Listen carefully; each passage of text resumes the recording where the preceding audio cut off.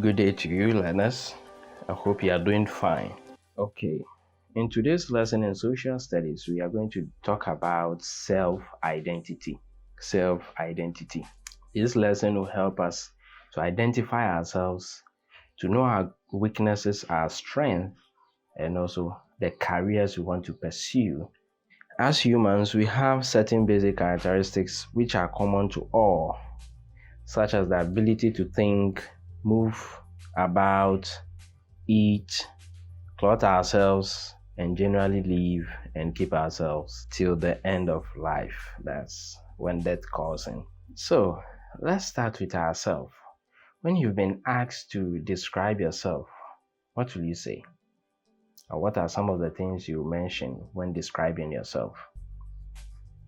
Probably you mention your name, your age, your talents, your weaknesses, your strength, the things you can do, the careers you want to pursue.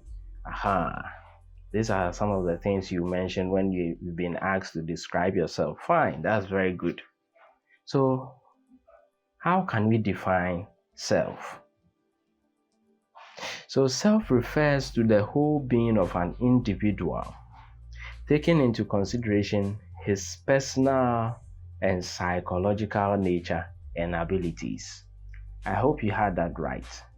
It refers to the whole being of an individual, taking into consideration his personal and psychological nature and abilities. So this makes someone an individual. Now we have dimensions of self. Some scholars talk of the various aspects of the self as 1. The real self, 2. The ideal self, 3. The hidden self, and 4. The social self. Let's start with the first one, the real self. The real self refers to the self in its present state. What a person is now, with his or her faults, weaknesses, lack of knowledge, growing up potentials and abilities and all others. These make the real self. So we say it refers to the self in its present state. Then the second one, we talked about the ideal self. This refers to what the self or person is striving to become. I repeat, the ideal self, it refers to what the self or person is striving to become. So the person wants to acquire some positive attitudes, a career or profession, or to become a star, a renowned person in society. This is what we are trying to say. The person is striving to become either a nurse or a police or a soldier. Then we have the hidden self. Yes, we talked about the hidden self. This refers to the part of the person unknown to himself or herself. So it may never come to light, but it's a part of that person. And it may be undeveloped, and the person may even not be aware of that part of himself or herself. So let's take, for example, he or she may not be aware of the talents and potentials until discovered or trained. He or she may discover a certain gift or even a strong negative trait he or she has only by accident, because he or she may never have been aware of them. So this is the hidden self. Then let's go on to talk about the last one, the social self. This refers to the part of himself or herself presented to and known to the society. So society knows your name, your gender, your role, your character as responsible, honest, truthful, and helpful. They may know some of your talents and contributions, but they may not know certain personal things about you unless you remind them. Okay, since we've seen these 4 various aspects of the self, as some scholars talk about, let's talk about personality. Personality. Personality is the sum total of all the qualities possessed by a person or an individual. So all the qualities being truthful, honest, and the rest, the sum total of it is described as the personality of a person. What are some of the qualities or properties that add up to form personality? One, we have the character. And the character is the moral behavior or the virtues that the self or the individual exhibits. So the character can be negative, can be positive. Some negatives can be laziness, dishonesty, and the rest. And the positive ones will be hardworking. Good. Add up to what I've said. Then two, we have temperament. The second one is temperament.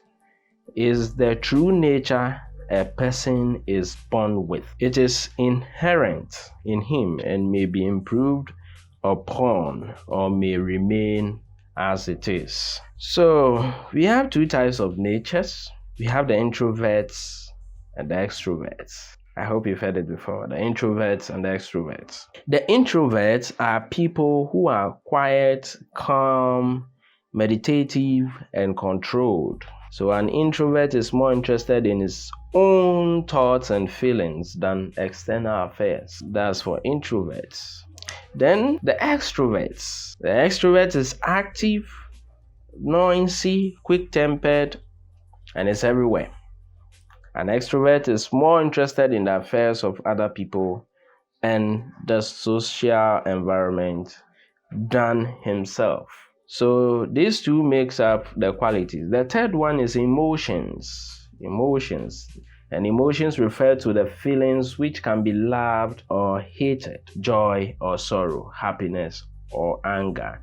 They are the emotions. Then we have intelligence, individual's ability and level of thinking and processing of information. Then we have the appearance, how the person looks, how the person dresses, how the person talks, the sex, the hair, the eyes, the skin color, the face, the feet, they all make the appearance. Then we have the mind.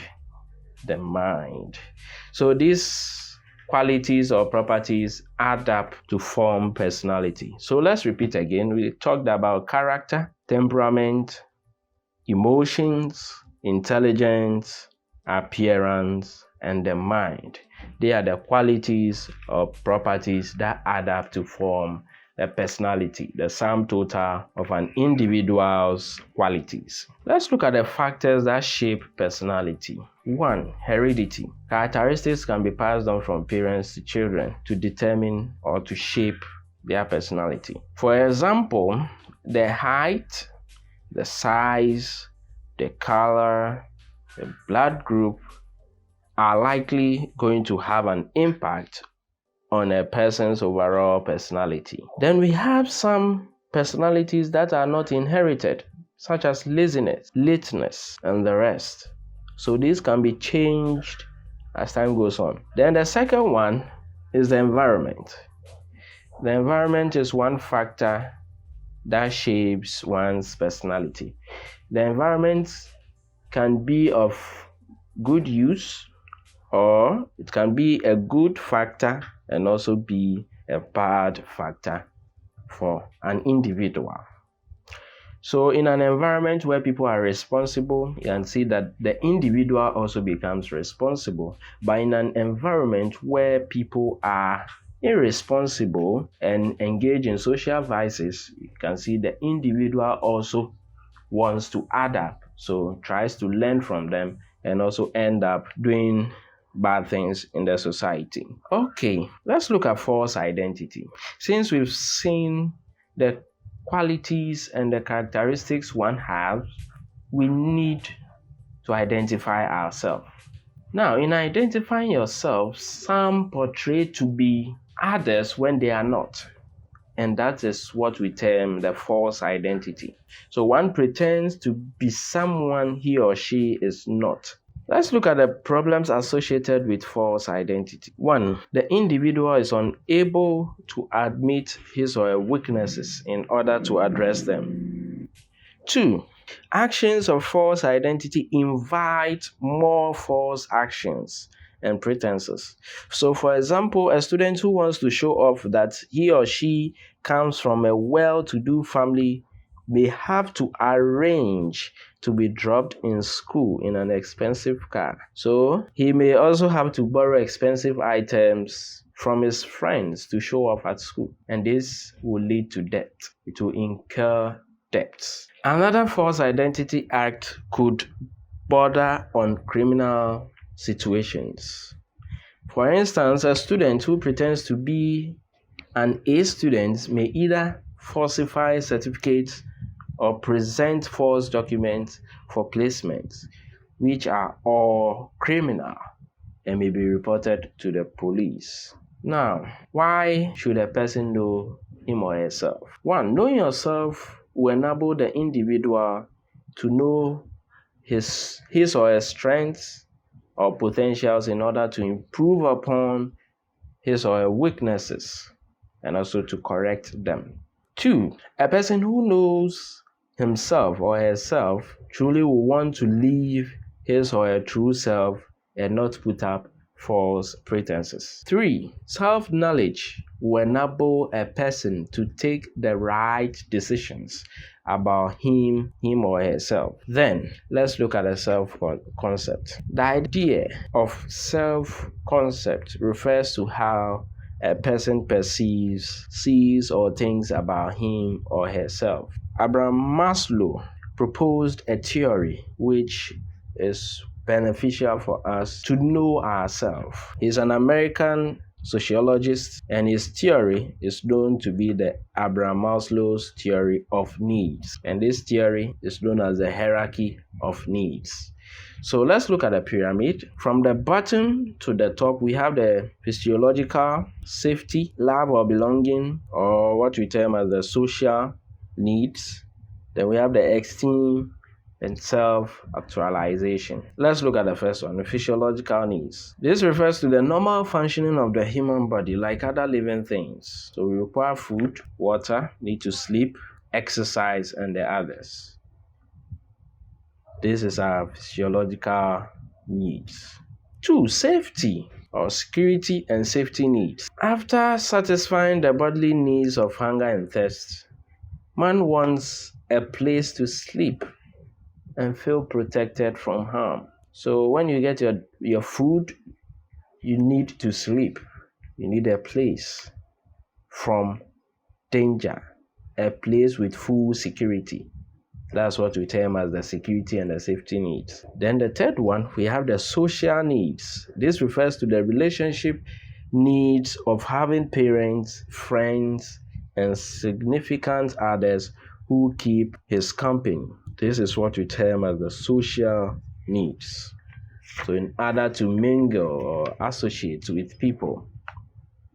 Then we have the self-esteem needs. Man has emotional needs and must be satisfied. These basic needs include the need to be loved, liked, appreciated, praised, respected, or highly regarded by others. Yes, we all need that, right? Good. Then the last one on the Abraham Maslow's theory is the self-actualization needs. Man needs to develop his capabilities and potentials in order to make the mark he wants in life. And he must reach his highest, or he must achieve his goals. So for example, as you are growing, maybe you plan to become a nurse or a doctor or a teacher or whatever. So you need to fulfill these goals. You need to achieve them. So man has several capabilities which must be realized as much as possible and in the highest state. That's Abraham Maslow's theory, hierarchy of needs. How can we foster good gender relations? 1. Access.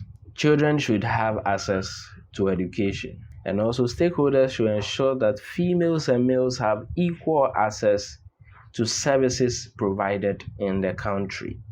And that's good. It will foster good relations among male and the female in the community. Then two, how to foster good relationship is two, reproductive rights and responsibilities. So the knowledge and exercise of reproductive rights enable females and males to maintain a good relationship. For example, rape and defilement are abuses of an individual's rights. So if offenders know they would be prosecuted for abusing other people's rights, they would be more careful, right? Yes, good. Then the third one, opportunities for boys and girls to mix or to associate. So during school functions, during church functions, when boys and girls mix, it fosters good relationships among them. Then the last one, that's the fourth one, is assertiveness and acceptance. So boys and girls should be able to display their talents boldly, and each should be accepted and honored as they are able to perform. This will also promote good gender relationships. Last subtopic for today is chastity, adolescent chastity. Since we are talking about girls and boys to mix, then we also need to talk about chastity.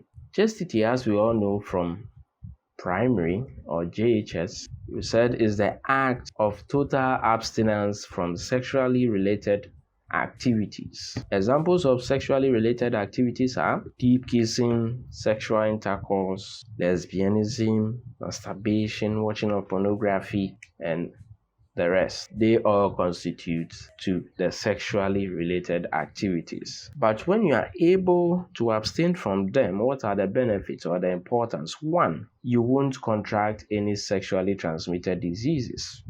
Those who engage in the sexually related activities do contract sexually transmitted diseases like HIV. So abstaining from it, you'll be free from these diseases. Two, they are respected. When you live a chaste life, you'll be respected in the society. Then third one, you will be rewarded. It attracts both material and spiritual blessings. This brings us to the end of today's lesson. In today's lesson, we've talked about ourselves, how to develop ourselves. So we looked at self, what constitutes the self, the qualities of a personality.